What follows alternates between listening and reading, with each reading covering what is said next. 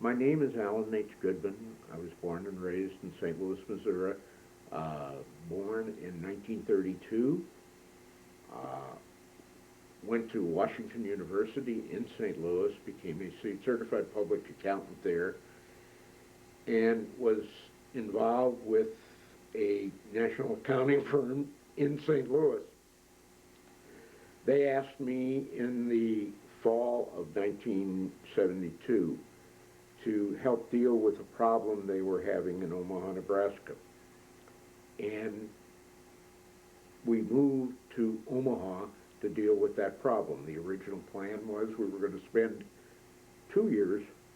We have now spent 28 years.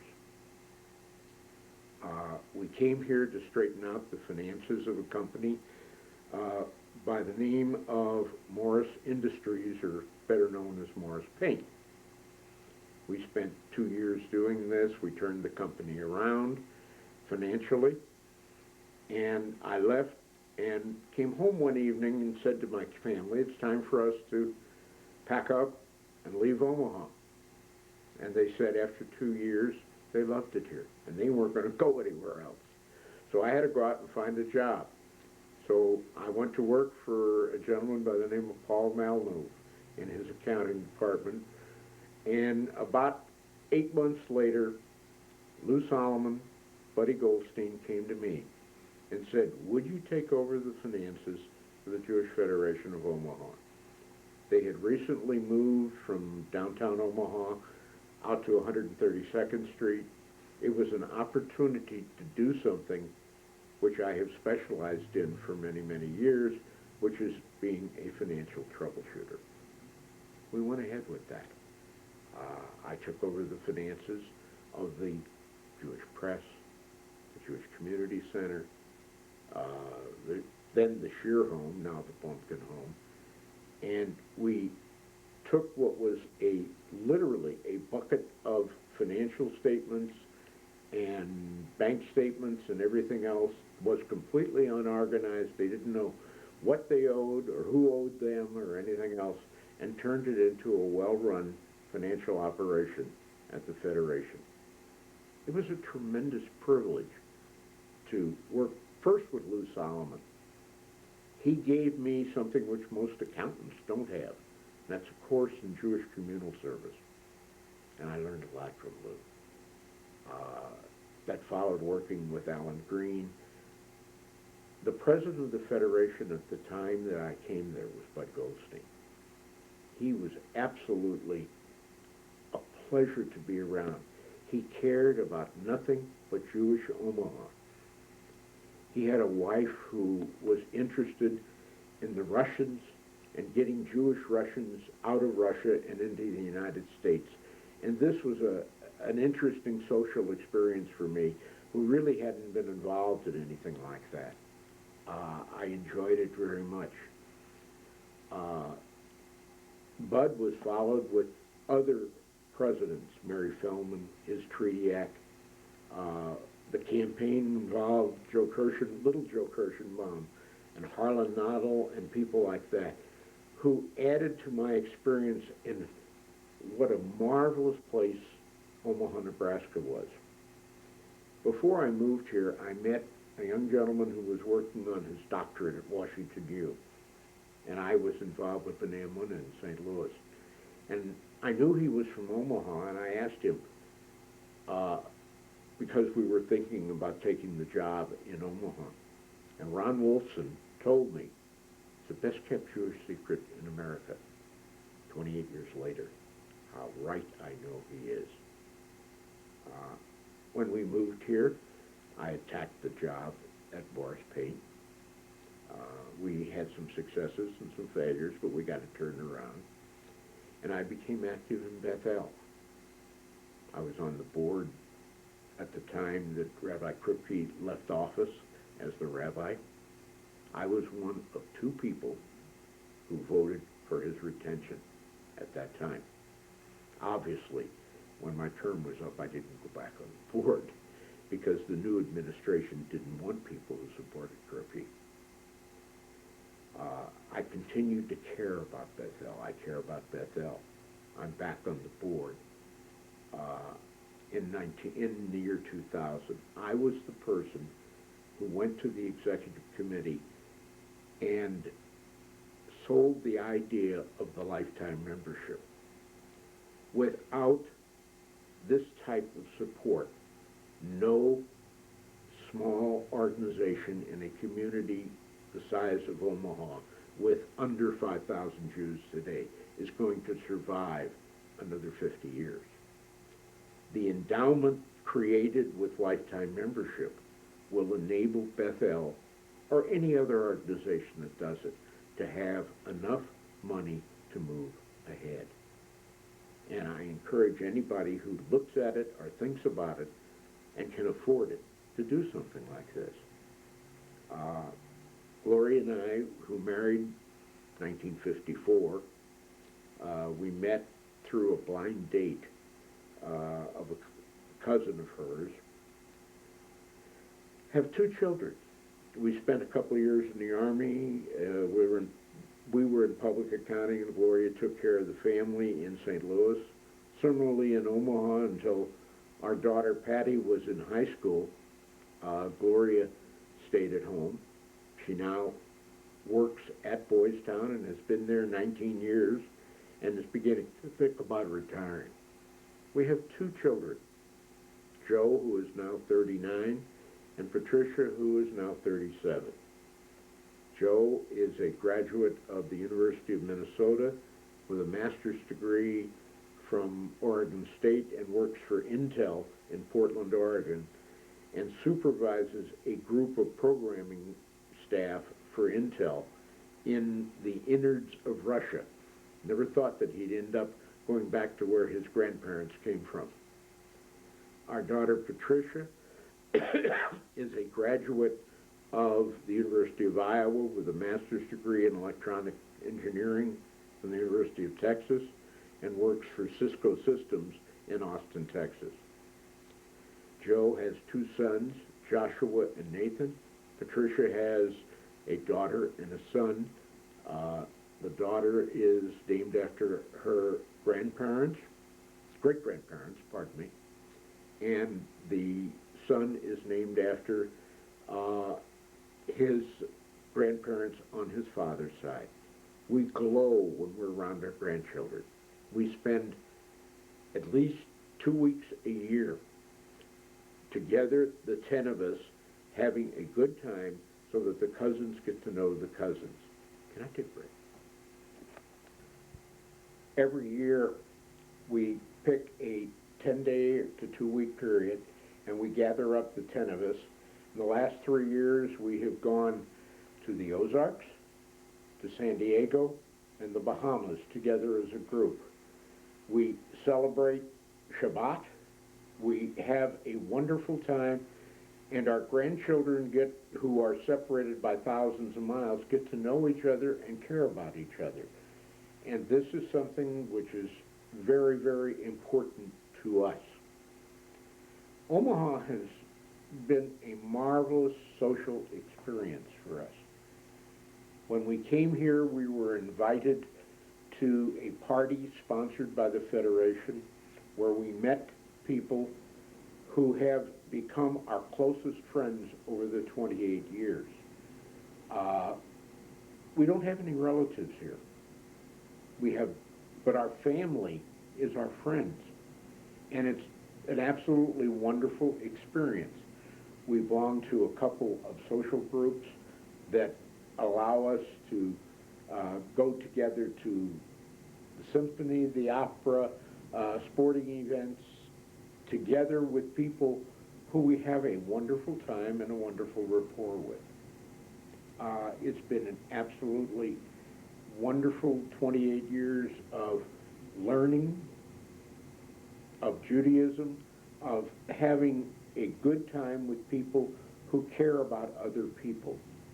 Our closest friends have been Marvin Gale Abramson, Solon Cherry Cutler over the years. Milton Judy Katsky are wonderful friends and people who we really enjoy being with. Bethel has been our home. We're at Bethel on Friday nights.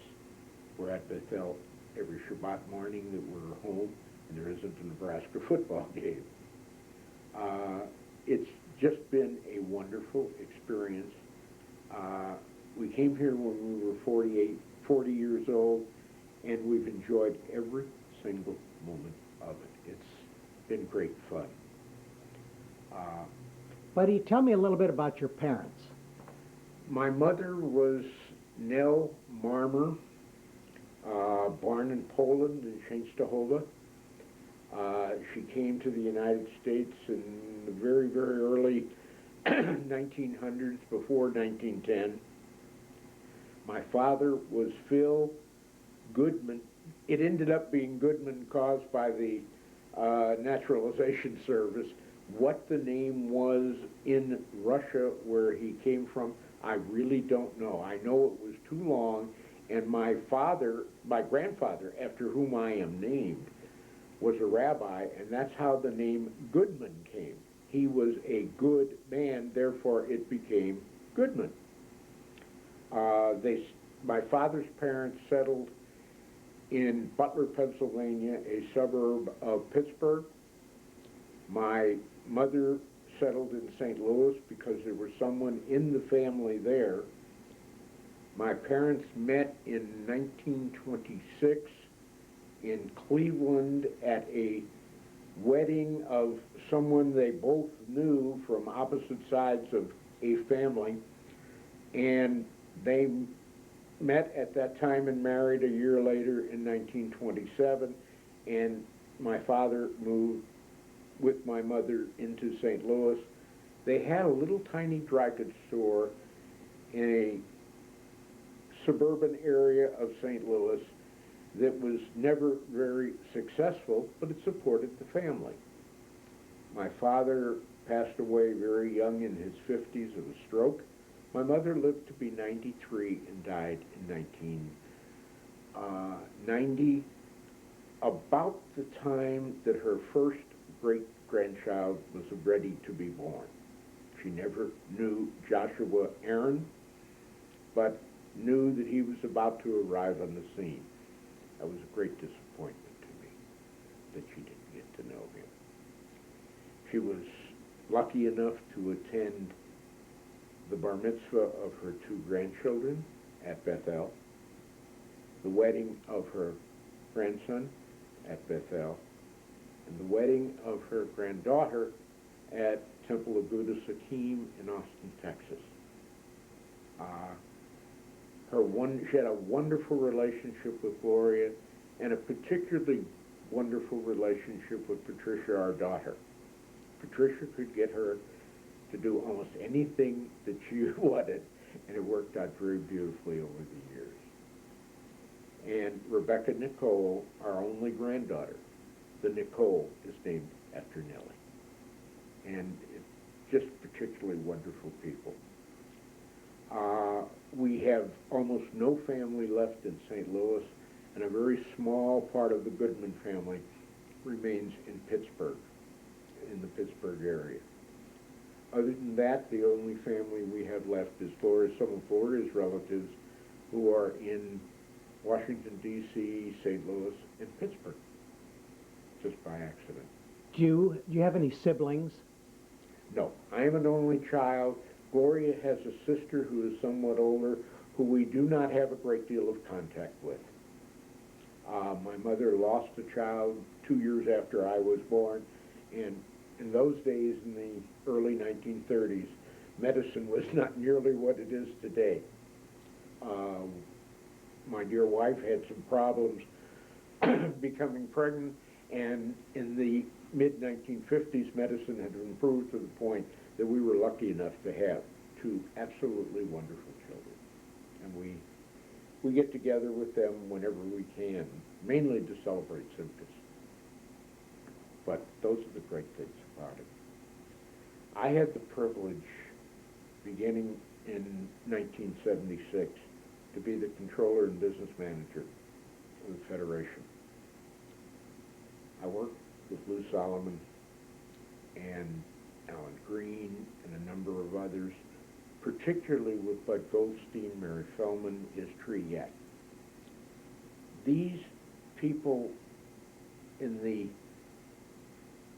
1970s built what I like to call the best kept secret of Judaism in the Midwestern United States.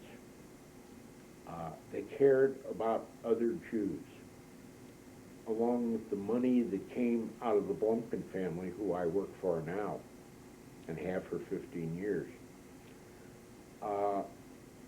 They have this beautiful campus on 132nd Street that most communities of 5,000 Jews dream about and are never able to accomplish. It is an absolutely magnificent testimony to what people can do when they are driven mentally and psychologically to doing it. These are the people who should be remembered in the history of the late 1900s in Judaism in Omaha. They made it happen. The Blumkin home, the JCC building, the Federation and its annual campaign are testimonies to what 5,000 people can do. No other city the size of Omaha has a weekly Jewish newspaper. It has been continued. It is there for people to see what's going on in Judaism and against Judaism in the Midwestern area. It's a wonderful testimony to what can happen in mid-America when it's needed. I've had the privilege, after leaving the Federation in 1986, of working for a company by the name of Future Foam. The company manufactures currently in over 20 plants polyurethane foam. The company is owned by the Schneider family. Cynthia Schneider is one of Rose Blumkin's surviving daughters. It is a testimony to Charlie Schneider. Her husband came here and built a little furniture company right after World War II. He saw what was going on in making furniture and realized he needed something to stuff the cushions other than horsehair and straw. He established a company called Future Foam, manufactures polyurethane foam. Future Foam in the year 2001 operates 22 plants making foam and cutting it, and will have sales approaching $125 million. It is a magnificent company run very well by Bruce Schneider, who is Charlie and Cynthia's youngest son, and the family continues to put money back into the community of first Council Bluffs and second Omaha. The headquarters are in Council Bluffs, and they're active participants in that community. I take it that your respect and your love for Omaha kind of overshadows your years in St. Louis at this point in your life. Without question, Ben. This is the most important thing that's happened. In my years that I worked at the Federation, I got a non-college course in Jewish communal service, mainly from Lou Solomon. And I came to relate to what has gone on in the past in Omaha, Henry Monsky, BBYO, AZA, and things like that, and what has gone on in the years that I was here with Bud Goldstein, Shirley Goldstein, Mary Fellman, is Trediac, the Blumkin family, and realized that it's an absolute pleasure to live in this town. We have a beautiful synagogue to go to. We have a community center that rivals anything in much larger cities. We have an active thinking, doing Jewish population. We have a weekly newspaper. There is no reason to be anywhere else. We have everything Judaically that we can have. 3 days ago on a Sunday evening, we had a concert here where a cantor, world-renowned by the name of Sal Zim, came and sang. We had approximately 500 people, 10% of the total population, showed up, listened, and cheered when he sang some of the most beautiful Jewish music you're ever going to want to hear. That's Jewish Omaha. That's what it's all about.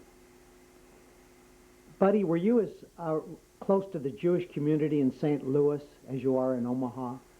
Nowhere near. I was active at B'nai Yonah congregation because that's where we went to synagogue. I was on several committees, but at that time I was not as deeply involved in the community there as I am here, by any means. How would you best describe the difference between being involved in St. Louis and being involved in Omaha? The Jewish community of Omaha opens its arms and invites you in. And if you're interested, allows you to do whatever you can to support it. That does not go on in St. Louis. Tell me a little bit about your feelings about the staff at Bethel. I had some medical problems in 1993, particularly cancer. The greatest support that I could have wanted and needed was provided by Paul Drazen. He's not only my rabbi, he's my friend. My wife sang in the choir at Bethel for over 20 years until she couldn't stand any longer, and Emil Berkowitz has been a dear personal friend all of these years. The support I have received from Emil Berkowitz, from Paul Drazen, from Rabbi Kripke, who bar b'nai mitzvot, our two children, is just part of the community welcoming somebody who came here in 1973 and treating him as they'd spent their whole life here. It seems to me that your feeling is that the religious community kind of extends a hand to you rather than you reaching for their hand. It works both ways, Ben. It works both ways. They give you the opportunity to participate if you want to. In recent years, since Gloria has been working at Boys Town, when there is a Jewish child at Boys Town as a resident, we have been involved in bringing those children to Bethel and allowing them to participate in the services, particularly on Friday night and once in a while on Saturday mornings. And Boys Town wants them to have a religious experience, and if their background is Jewish, it allows us to take them to Bethel, and Bethel has welcomed them. One of the boys who was involved was bat mitzvahed at Bethel about a year ago. So it's been a wonderful opportunity for us to join Boys Town's residents with Bethel's opportunities. You know, I have to tell you something. For some strange reason, it's probably true in every synagogue in the country, without having assigned seats, we always sit in a certain place in the synagogue. Isn't that true? Absolutely. I sit a few rows back of you and to your left at the synagogue during the holidays. Well, you got to know the history of why I sit in the sixth row on the right side. When my wife was singing in the choir every Friday night in the old days at the 8:15 service, we had the privilege of meeting a couple who became the adoptive grandparents to our two children, Abe and Frida Gendler.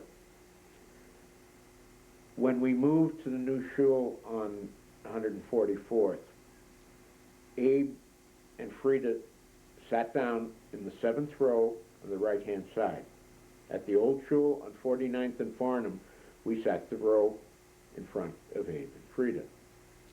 When they sat down in the 7th row at the new shul, we sat down in the 6th row at the new shul. I'm sorry to say, Abe and Frida are not here anymore, but we still sit in the 6th row, the row in front of Abe and Frida. Well, I have to tell you, buddy, that I've watched you for so many years sitting in those seats, and there's a certain aura about you when you're sitting there at the services. Tell me how you feel when you're at a service. I'm home. That, with my illness that I was privileged to recover from, I go every Friday night to give thanks for the week that I have just finished, and every Saturday morning to ask God's permission to have another good week. And my home for Friday evenings and Saturday mornings is Bethel. And this is where I have this feeling of renewing myself physically to some degree and mentally completely to go forward with the next week, both in my own personal life and my business life. Now tell me, how have you been feeling? I feel excellent. I suffer from some side effects of the radiation and the chemo that I had in 1993, but at the age of 68, I still work part-time. I devote the rest of my time to my children, my grandchildren, and Bethel, and look forward to doing it every day of the week. I exercise as much as I can, and I enjoy living in Omaha that way. I noticed that in our conversation today, there was one tiny blip. And the blip was that you go to services on Saturday, except during a Nebraska football game. I want you to talk to me about that. I grew up as a St. Louis Cardinal baseball fan. I can name you every member of the Cardinals from the 3 years they were consecutive years they won the National League pennant in 42, 43, and 44.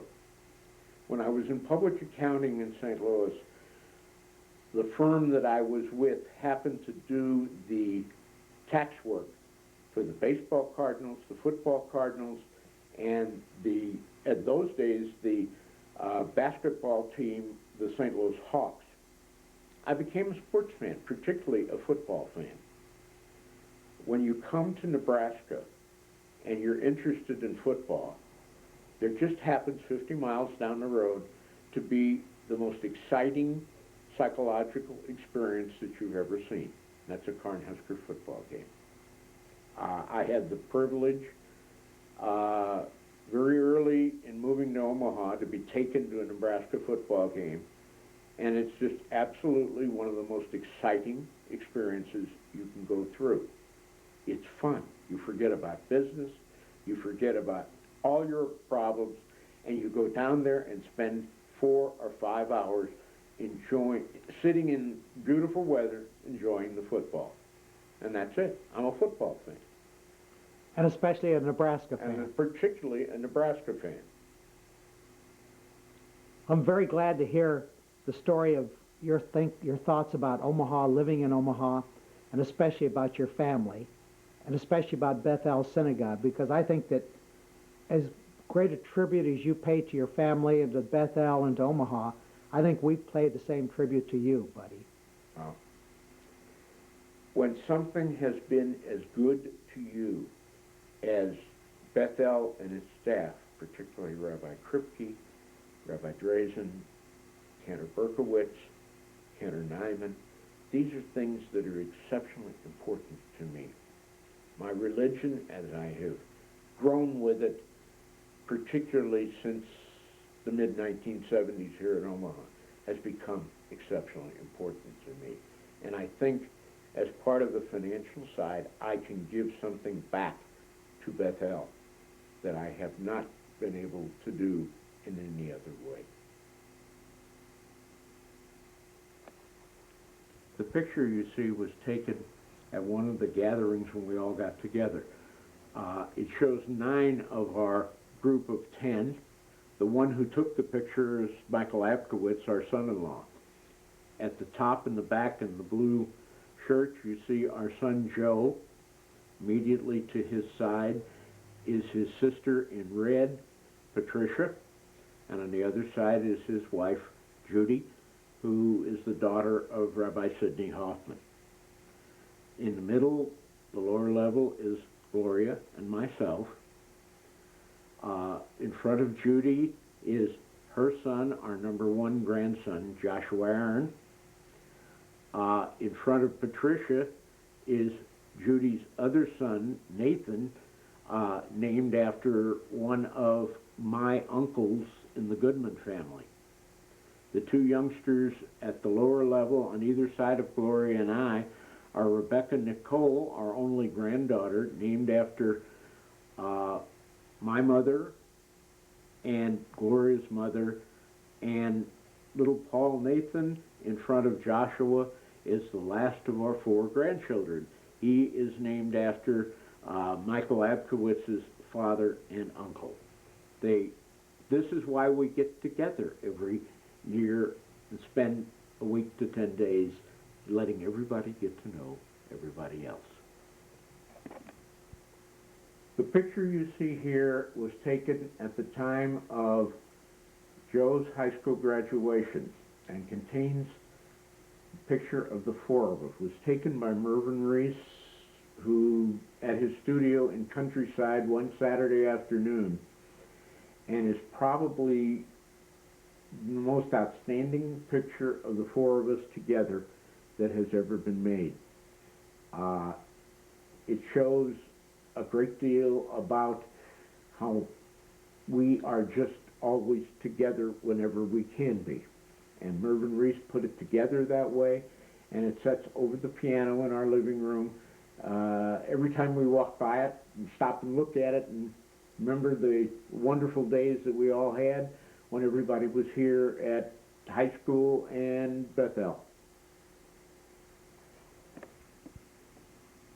Gloria and I were married June the 20th, 1954 at the Park Plaza Hotel in St. Louis, Missouri. I was 21, she was 20. It was a very exciting occasion. Looking back now, slightly over 46 years later, I don't think either of us had the slightest idea of what we were getting into. It's been an absolutely marvelous experience, and we're probably more in love today than we were 46 years ago. She was a beautiful bride. She continues to be beautiful. The Park Plaza Hotel at that time was the center of Jewish weddings in St. Louis, and from what I'm able to determine, continues to be. I'm very lucky to have Gloria, and be the good Lord willing, we'll both be together for a number of years, enjoying our children and our grandchildren. Upon graduation from the University of Minnesota at Bethel, our son married Judith Hoffman, the daughter of Rabbi Sidney and Diane Hoffman. They met at Bethel USY during high school and dated all through high school and through college, while Judy was at the University of Iowa and Joe was at the University of Minnesota. Married. Today, they have 2 magnificent sons. They live in Portland, Oregon, where Judy teaches in the Hillcrest, Oregon School District, and Joe is an executive with the Intel Corporation. They enjoy their children. They're very active in Congregation Neve Shalom in Portland, and 2 absolutely wonderful guys that we enjoy them as adults more than we enjoyed them as children.